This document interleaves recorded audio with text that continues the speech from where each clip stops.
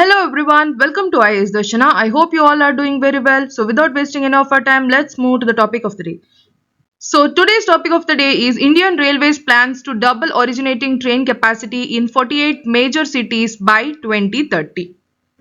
In a view of a rapid sustained growth in demand of travel, the capacity of major cities to originate new trains needs to be doubled from the current level in the next 5 years. The current infrastructure serving needs to be augmented so as to meet the requirements of upcoming years.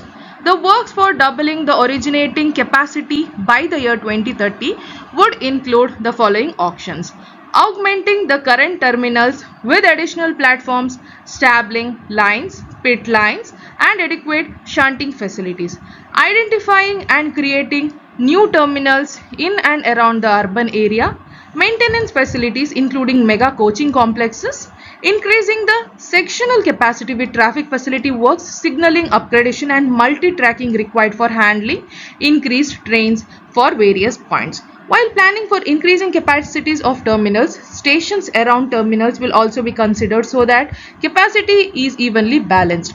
For example, for Pune, Hadapsar, Khadki and Alandi have been considered for increasing capacity along with increasing platforms and stabling lines at Pune station.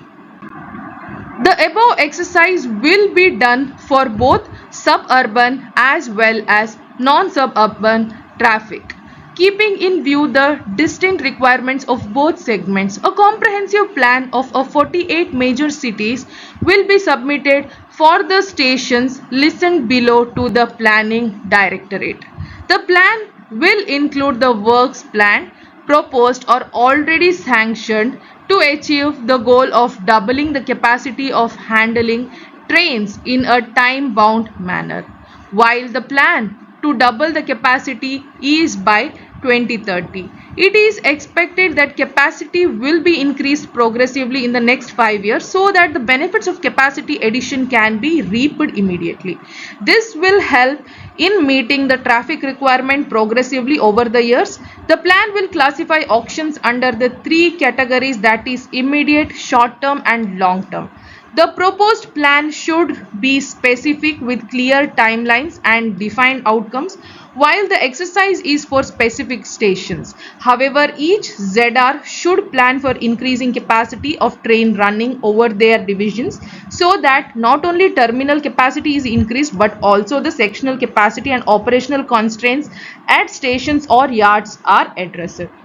So this is it for today. Thank you for watching. If you like the video, like, share and subscribe. Thank you. Have a nice day.